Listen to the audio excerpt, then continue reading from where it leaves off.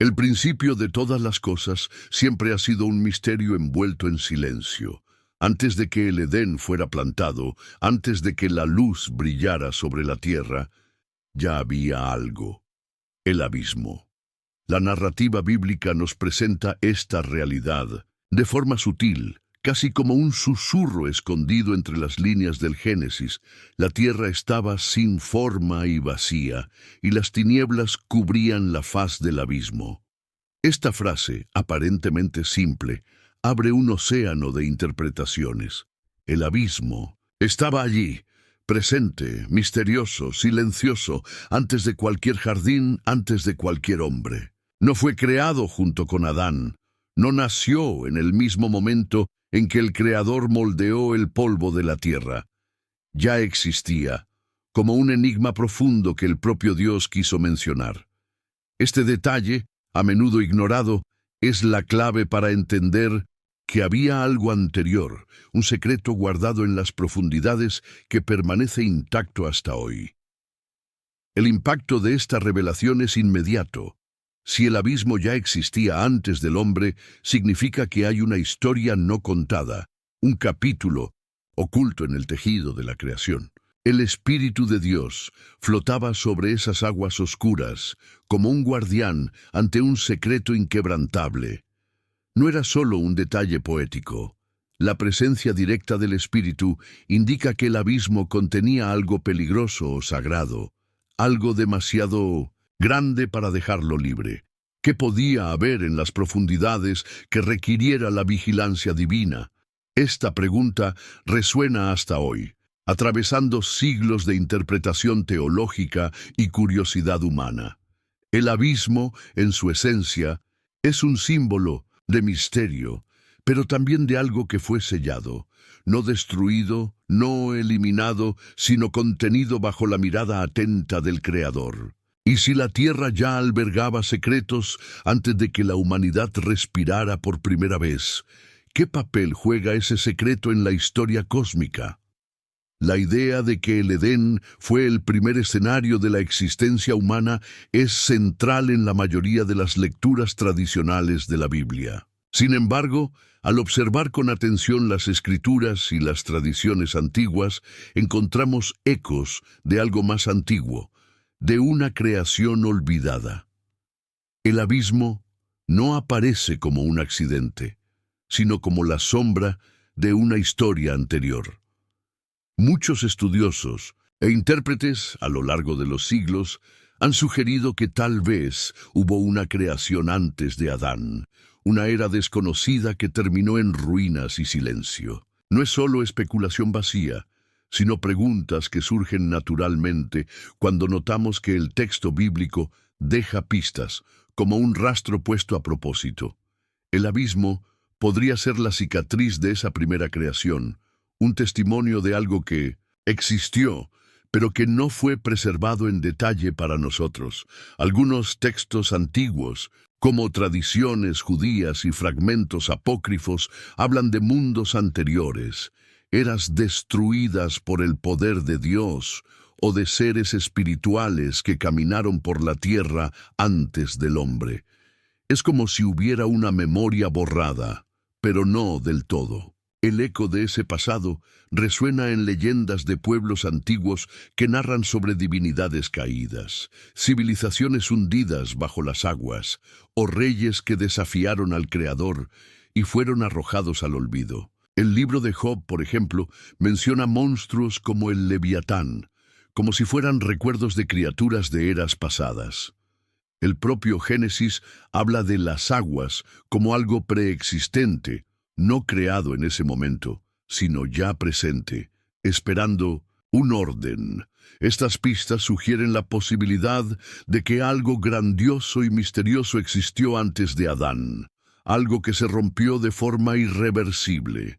Este concepto es tan inquietante como fascinante. Si realmente hubo una creación anterior, entonces el hombre no fue el primer habitante de la tierra, sino el sucesor de una era marcada por el caos y la rebelión. Esto explicaría por qué el abismo ya estaba allí, por qué las aguas estaban cubiertas de tinieblas, y por qué el Espíritu de Dios tuvo que flotar sobre ellas. Es como si la creación que conocemos hubiera comenzado sobre los escombros de un mundo olvidado, como una nueva construcción levantada sobre ruinas enterradas. Esta posibilidad nos hace mirar la historia de la humanidad con otros ojos, no como el inicio absoluto, sino como un reinicio, un acto de misericordia divina que ocultó los errores de un tiempo anterior. La propia tradición cristiana, en algunos de sus ramas más antiguas, sugiere esta visión de capas de creación. Los ángeles caídos, mencionados en textos como el de Enoc, podrían haber sido los habitantes de esa era primordial. Si es así, no surgieron en el Edén sino antes, y su rebelión fue la causa de la ruina que sumió al mundo en tinieblas. La humanidad habría sido creada como una respuesta, como una nueva esperanza ante el fracaso anterior. El silencio de 1905. Las escrituras sobre los detalles puede ser intencional. Tal vez Dios decidió borrar esa historia de la memoria humana para que no nos perdiéramos en su tragedia, pero dejó marcas sutiles, como recuerdos grabados en las piedras de una ciudad sepultada. Y entonces, una pregunta resuena con aún más fuerza. Si el abismo es la prisión de esa primera creación, ¿qué quedó de ella? ¿Solo cadenas y sombras, o fragmentos de gloria aún escondidos en las profundidades? La idea de que el abismo guarda no solo destrucción, sino también vestigios de algo grandioso, nos enfrenta a un misterio casi insoportable. El hombre vive sobre un escenario construido sobre ruinas invisibles, y tal vez, en el silencio de las aguas, aún resuene el lamento de la primera creación. Aquí está el gancho, y si lo que fue borrado no está completamente muerto, sino esperando el momento señalado para surgir de nuevo. El Génesis no explica qué había allí, solo nos muestra al espíritu flotando sobre las aguas. Esa escena es de una belleza sombría, pero también de una fuerza indescriptible, la oscuridad cubriendo todo, las aguas agitadas en silencio y el Espíritu de Dios en movimiento sobre ellas. Es casi como la imagen de un guerrero ante una prisión, como si algo allí abajo aún estuviera vivo, esperando. La narrativa sagrada nunca desperdicia palabras, y cada detalle tiene un peso. La falta de explicación en realidad es una invitación al misterio. El texto nos lleva a reflexionar por qué la Biblia, al describir el inicio de la creación, se asegura de mencionar el abismo. ¿No habría sido más simple comenzar con la luz, con la belleza del Edén, con el orden divino? El abismo aparece primero, como si fuera una marca dejada a propósito para recordarnos que hay una historia mayor, una capa oculta de la realidad. El abismo no puede reducirse a un simple espacio físico o una metáfora literaria. Se describe como profundo, oscuro, un lugar donde las tinieblas tenían un dominio absoluto antes de que Dios ordenara la luz. En la tradición hebrea, el término tehom lleva el peso del caos primordial, algo que no solo existía, sino que resistía al orden. El espíritu flotaba no para destruir, sino para contener, para mantener en silencio algo que no debía emerger. Esta imagen es inquietante, porque sugiere que el abismo no estaba vacío, estaba habitado por una presencia, por una memoria, tal vez incluso por fuerzas aprisionadas. Esta idea resuena en varias tradiciones antiguas, que hablan de prisiones en las profundidades, de aguas que esconden monstruos, de fuerzas encerradas en cavernas sumergidas. El texto bíblico, sin profundizar, solo confirma: había tinieblas, había un abismo y había la vigilancia de Dios. Y aquí surge la pregunta inevitable, la que nos hace contener el aliento y seguir buscando respuestas. ¿Qué había en el abismo que requirió la presencia directa del Espíritu de Dios? Esta es la primera gran clave que abre nuestro viaje. No es solo una metáfora lejana, sino un detalle intencional que desafía nuestra comprensión del principio. Si el abismo ya existía, entonces tal vez la creación de Adán no fue la primera, sino la continuación de una historia interrumpida. Tal vez el abismo sea la prisión de lo que quedó de una era olvidada, la cicatriz cósmica de una batalla anterior a la humanidad. El silencio de la Escritura ante esta cuestión no es una ausencia, sino una invitación.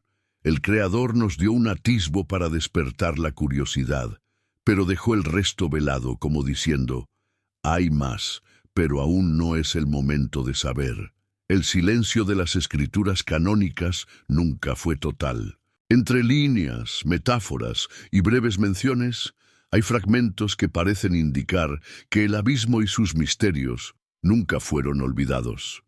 El libro del Génesis habla de las aguas profundas, pero otros textos, rechazados del canon o preservados en tradiciones antiguas, amplían la narrativa como si fueran ecos de una verdad que el tiempo intentó ocultar. El libro de Enoc, por ejemplo, describe prisiones oscuras, abismos de tinieblas, donde ángeles rebeldes fueron encerrados. El sonido de esas palabras atravesó generaciones, despertando temor y curiosidad. ¿Estarán estas descripciones ligadas al mismo abismo sobre el cual flotaba el espíritu? ¿O serán solo metáforas creadas para explicar el mal? ¿Y si estos registros no fueran solo símbolos? Las civilizaciones antiguas también llevaron en sus mitologías recuerdos de algo similar. Los babilonios hablaban de Tiamat, el caos de las aguas, vencido por los dioses y encerrado en un lugar oculto. Los griegos mencionaban el Tártaro, la prisión de los titanes, sombría y profunda. Estos ecos culturales, aunque distantes entre sí, parecen apuntar a una misma intuición. Algo fue encerrado bajo la tierra o las aguas. Teaser. ¿Será posible que diferentes pueblos hayan presenciado cada uno a su manera vestigios de una realidad perdida que precede a nuestra creación? Dentro de la propia Biblia hay atisbos más audaces de lo que parecen a primera vista. El profeta Isaías habla de prisioneros en mazmorras que esperan el día del juicio. Judas menciona ángeles guardados en cadenas eternas, en tinieblas, hasta el juicio del gran día. El Apocalipsis habla de un pozo sin fondo, de donde salen criaturas indescriptibles cuando se entrega la llave. Estas palabras no son solo adornos literarios. Son atisbos consistentes de una verdad que se repite, siempre apuntando al mismo lugar oculto, como una herida abierta desde los orígenes. Y si el abismo no fuera solo una prisión, sino también un archivo, un depósito vivo de lo que quedó, de la primera creación, estos textos antiguos, leídos juntos, construyen un mosaico inquietante. Es como si cada autor hubiera recibido un fragmento de una revelación mayor, pero nunca entregada por completo. El libro de Enoc describe ángeles aprisionados bajo montañas, esperando juicio. El Apocalipsis refuerza el sello de Dios sobre los abismos. Los salmos hablan del mar rugiendo contra el Creador. El mar, las aguas profundas, la oscuridad subterránea. Todos estos elementos se repiten, conectando símbolos que atraviesan siglos y culturas. No es coincidencia, es un vestigio que sobrevivió incluso bajo el velo del silencio. Si este viaje al misterio del abismo te ha dejado con más preguntas que respuestas, no olvides dejar tu like y suscribirte al canal, porque en el próximo, en vídeo, vamos a explorar aún más profundo qué secretos guarda el abismo que el Creador decidió sellar. ¿Y qué significa esto para la humanidad que vive sobre estas ruinas invisibles? Sin embargo, aún queda el mayor misterio. ¿Por qué Dios sellaría estos registros de forma fragmentada, dispersándolos entre libros aceptados y rechazados, entre culturas hebreas y paganas? Tal vez porque ciertas verdades no podían revelarse en su totalidad, para no destruir la esperanza de la humanidad. O tal vez porque solo al final, cuando los sellos sean rotos, el panorama completo será visible. Hasta entonces, todo lo que tenemos son fragmentos, ecos y atisbos. Pero cuando este silencio se rompa, ¿será solo revelación o también juicio? El silencio del mar, un silencio que pesa como si estuviera tejido por el propio tiempo. Imagina por un instante las aguas infinitas extendidas ante los ojos de Juan, el apóstol del Apocalipsis. No escucha viento, no hay olas, no hay canto de aves, solo la respiración contenida de la creación. Y el texto sagrado lo confirma. Y cuando abrió el séptimo sello, hubo silencio en el cielo por casi media hora. Apocalipsis 8:1. Este silencio no es vacío, sino una pausa divina. Es el respiro del universo antes de la revelación, el preludio de lo que está por venir. El mar, a lo largo de la historia bíblica, siempre ha sido un símbolo de misterio. Al principio de todo, cuando la tierra estaba sin forma y vacía, y las tinieblas cubrían la faz del abismo, Génesis 1:2, era sobre el mar primordial que el Espíritu de Dios flotaba. Las aguas representaban el caos, la incertidumbre, el abismo del desconocido. Y fue Dios quien estableció límites, quien separó el mar de la tierra, quien impuso orden sobre lo que parecía indomable. Por eso, cuando vemos el mar en silencio en el Apocalipsis, entendemos que no es una calma común, sino un acto simbólico. El caos está momentáneamente dominado, esperando la próxima palabra del Señor. Piensa en el contraste. El mismo mar que se alzó para tragarse al ejército del faraón en el Éxodo. El mismo mar que Jonás enfrentó en su huida y que casi costó la vida de los marineros. El mismo mar que Jesús calmó con una sola orden: «Cállate, quédate quieto». Marcos 4:39. Ahora, en el Apocalipsis, el mar no necesita ser reprendido. Ya está mudo, estático, rendido al mandato del Creador. Es como si toda la creación se hubiera inclinado en reverencia, esperando el sonido de las trompetas que están por sonar. La escena se expande ante los ojos del espectador. El horizonte infinito, el cielo y el mar fundidos en una misma línea. La luna se refleja sobre las aguas inmóviles y el silencio es tan denso que casi se puede escuchar. Es el tipo de silencio que no trae paz, sino expectativa. El corazón humano sabe que algo se acerca. La ausencia de sonido se convierte en una profecía. El próximo sello está a punto de revelar la dimensión del juicio divino. Pero ¿por qué el mar? ¿Por qué esta simbología tan recurrente en las Escrituras? Isaías nos da una pista al declarar: «Pero los impíos son como el mar agitado, que no puede calmarse, cuyas aguas arrojan lodo y fango». Isaías 57:20. El mar, con su movimiento incesante, siempre ha representado la inquietud de la humanidad sin Dios. Y si ahora el mar se silencia, tal vez sea porque incluso el pecado, la rebeldía y la agitación de las naciones tuvieron que callar ante él, en poder del Cordero. El silencio del mar es la confesión muda de que nadie puede resistir el decreto divino. Bajo las aguas, en las profundidades que el ojo humano no alcanza, yacen secretos. Restos de civilizaciones, barcos tragados por el abismo, monumentos que desaparecieron en la oscuridad. El mar guarda la memoria de los imperios que se alzaron contra el Altísimo y cayeron. Cada corriente oculta es testigo de que la soberbia humana no resiste el flujo de la eternidad, y es en este escenario, el mar en silencio, donde Dios Prepara la transición de la historia. La narración se intensifica. No confundas silencio con paz. El silencio del mar es un presagio. Es el mismo silencio que precede a la tormenta, el mismo intervalo de respiración antes de que la trompeta anuncie el juicio.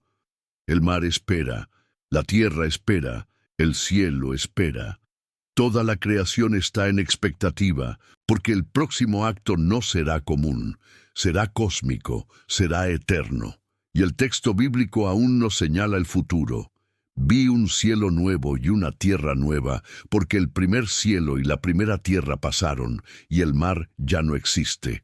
Apocalipsis 21:1. El mar en silencio es solo un preludio del destino final. El día en que el caos dejará de existir, en que no habrá más barrera entre lo humano y lo divino, porque Dios habitará para siempre con los hombres. El mar que hoy guarda misterios, mañana será abolido, y la eternidad será clara, sin sombras, sin abismos, sin límites.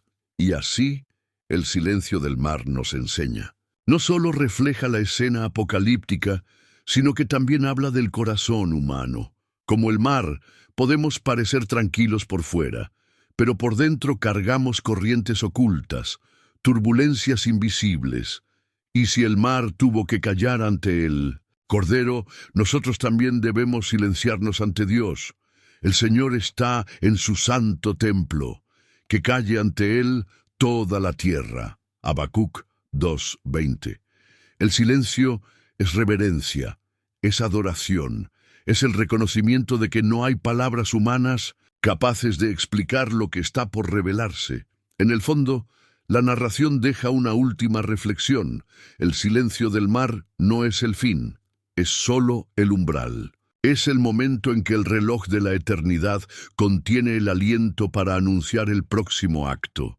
El silencio del mar es el preludio de la eternidad. El cielo permanecía en expectativa. El silencio que dominaba el mar ahora se extendía por todo. El cosmos, como si el universo estuviera atrapado en una respiración contenida.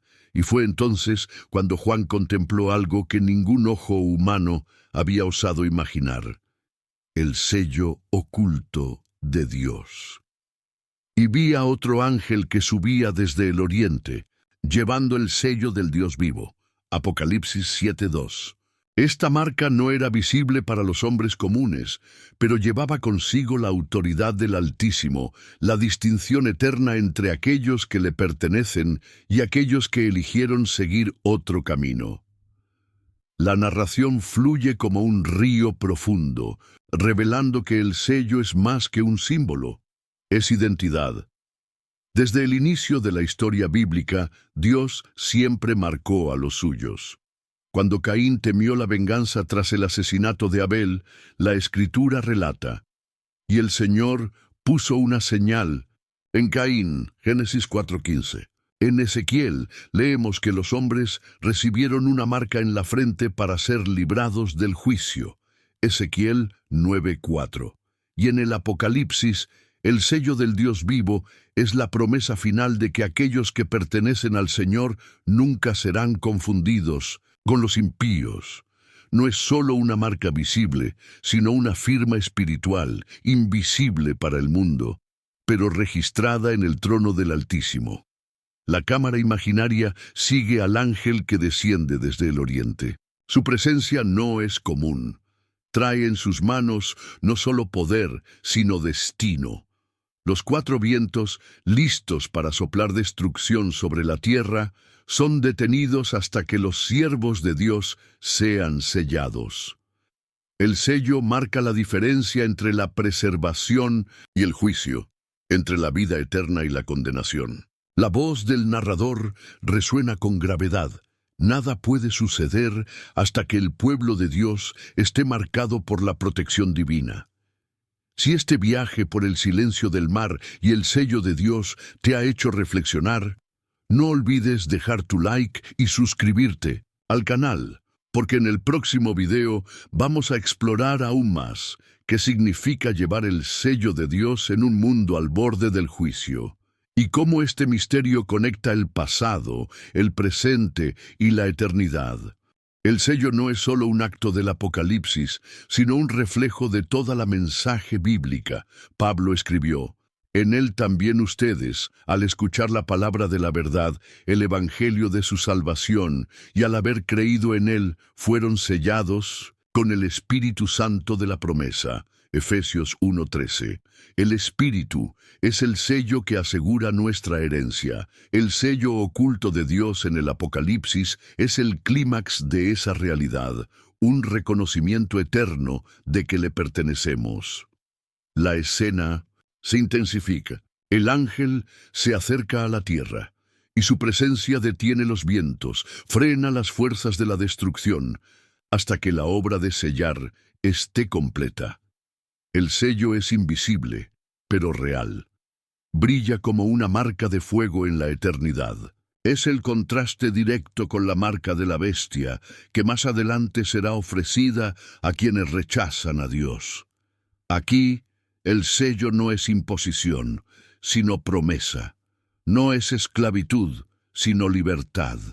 Declara: ellos son míos.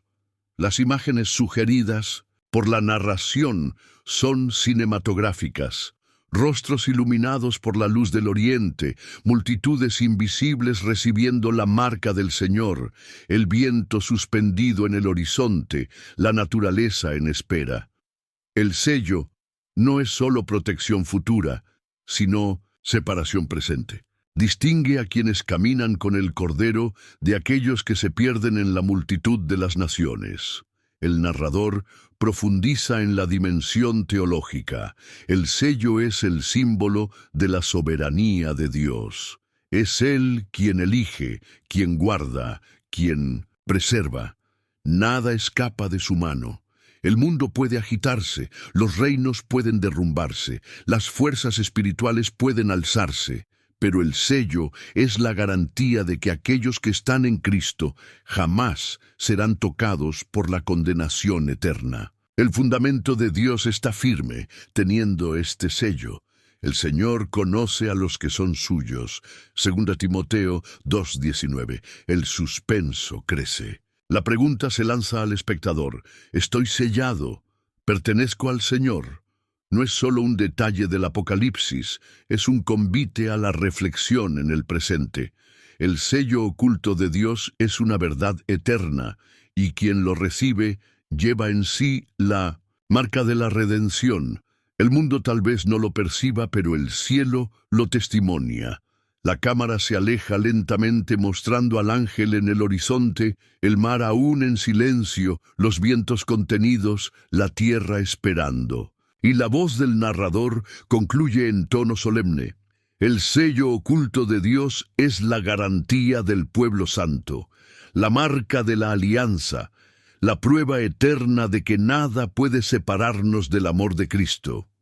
Y entonces, tras el silencio del mar y el sello oculto de Dios, llegó el instante en que los cielos se abrieron para revelar el clímax de la visión. Juan, exiliado en Patmos, escribe con palabras cargadas de asombro y reverencia, pues ningún lenguaje humano podría describir lo que sus ojos contemplaron.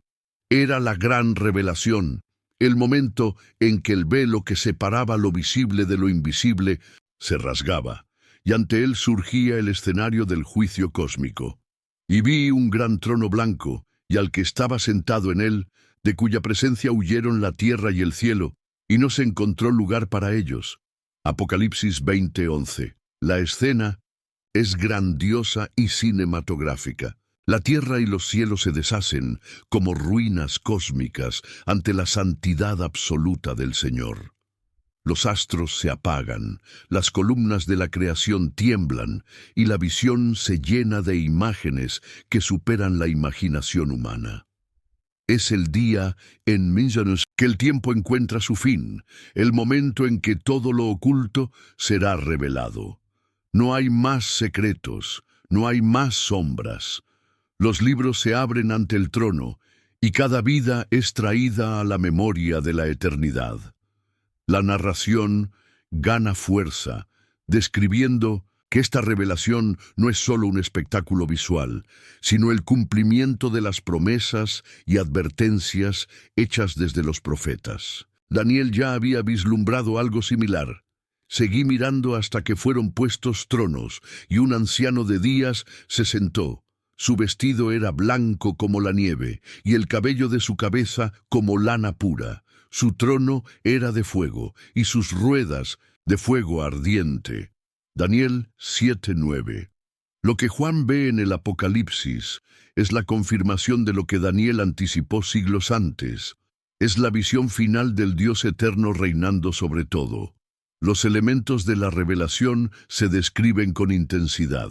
El mar entrega a sus muertos, la tierra devuelve a los suyos, y hasta el Hades se vacía ante la voz del Eterno. Nadie escapa, nadie puede esconderse. El juicio es universal. Las ruinas cósmicas se convierten en el escenario de un tribunal, y toda criatura comparece ante el Creador. Las palabras resuenan con solemne verdad.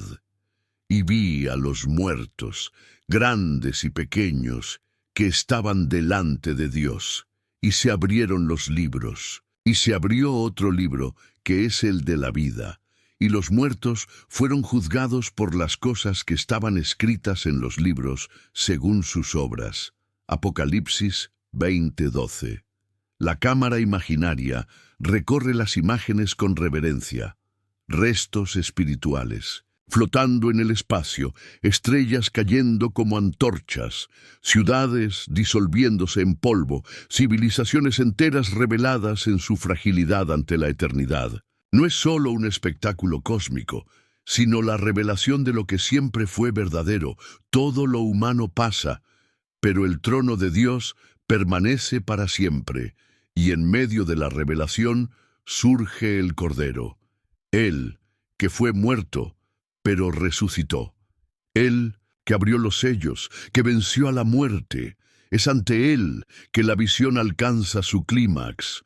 El mismo Cristo, que caminó sobre las aguas, que lloró en Jerusalén, que murió en el Gólgota, ahora es revelado como el Señor de señores y Rey de reyes. Su nombre brilla como fuego en medio de las ruinas cósmicas, y toda rodilla se dobla, toda lengua confiesa que Él es el Señor. Si este viaje por el sello oculto de Dios y la gran revelación del trono blanco te ha impactado, no olvides dejar tu like y suscribirte al canal, porque en el próximo video vamos a explorar aún más qué significa estar ante el trono de Dios y cómo esta visión final conecta nuestro presente con la eternidad que está por venir. No hay más tiempo para excusas, no hay lugar para engaños.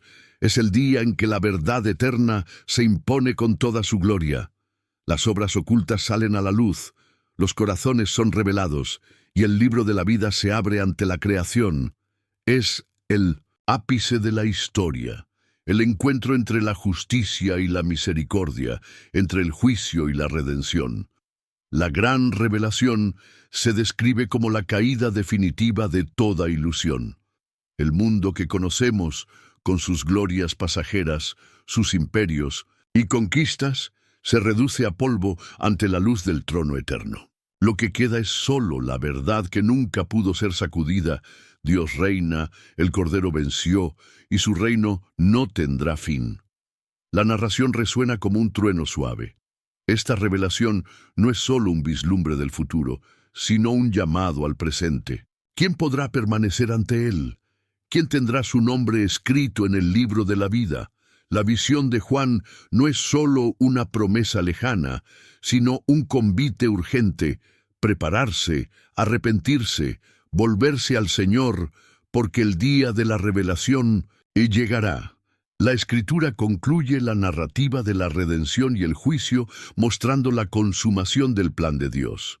Juan describe: vi un cielo nuevo y una tierra nueva, porque el primer cielo y la primera tierra pasaron, y el mar ya no existe.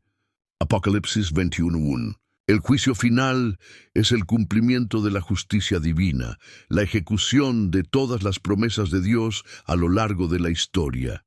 y la restauración de todo conforme al propósito eterno. No se trata solo de destrucción, sino de un ordenamiento conforme a la santidad de Dios. Los muertos son juzgados según sus obras, y los muertos fueron juzgados según sus obras, por lo que estaba escrito en los libros. Apocalipsis 20:12. Este juicio es justo e imparcial, reflejando la perfección de la ley divina. Aquellos que recibieron el sello de Dios permanecen protegidos, mientras que los que rechazaron su soberanía enfrentan la ejecución de la justicia. El juicio final evidencia que Dios es el Señor soberano sobre toda la creación, y que ninguna obra, oculta o pública, escapa a su mirada. El texto enfatiza que no hay parcialidad. Él hará justicia a los afligidos conforme a su palabra, y condenará a los impíos según lo que hicieron. Salmos 103:6 adaptado. El juicio no es arbitrario. Es la consumación de la verdad revelada, un acto que cumple la ley y la promesa. Las Escrituras entrelazan juicio y misericordia, mostrando que el plan divino siempre busca restaurar y separar, otorgando la vida eterna a quienes creyeron y perseveraron. El cielo nuevo y la tierra nueva no son meramente simbólicos, sino que indican la transformación completa del universo. La creación deja de estar bajo la corrupción. El pecado y el mal son eliminados definitivamente. El mar, que antes simbolizaba el caos y la incertidumbre, desaparece. Apocalipsis 21:1. Y la tierra se establece en orden conforme a la voluntad de Dios. La Escritura muestra que la consumación de la historia es, al mismo tiempo, la restauración de la creación, revelando la fidelidad de Dios a su propósito desde el principio. El retorno al inicio demuestra la coherencia del plan divino. El principio, la caída, la redención y la consumación. Todo lo creado por Dios, incluido el hombre, es restaurado a su propósito original. Aquellos que permanecieron fieles reciben acceso al árbol de la vida y entran en la ciudad santa por sus puertas. Apocalipsis 22:14. Este cierre del ciclo histórico evidencia que la justicia de Dios no es solo correctiva, sino también restauradora, cumpliendo el propósito eterno de gloria y santidad. El juicio final también revela la distinción entre justicia y gracia.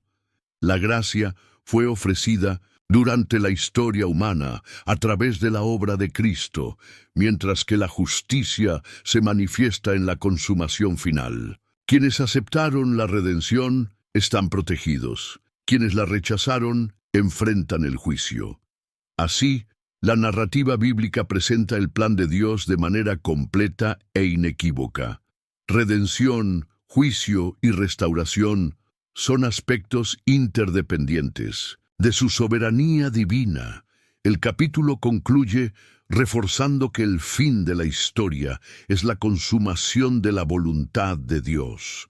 El principio y el fin se encuentran, y la creación vive plenamente bajo el orden y la santidad del Señor.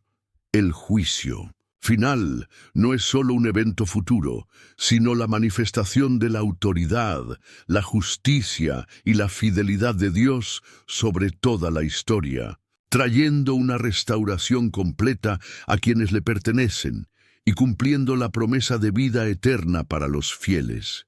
Si esta reflexión sobre el juicio final y la nueva creación te ha tocado el corazón, no olvides dejar tu like y suscribirte al canal, porque en el próximo video exploraremos cómo vivir hoy con la certeza de esta promesa eterna y cómo prepararnos para el día en que el libro de la vida será abierto.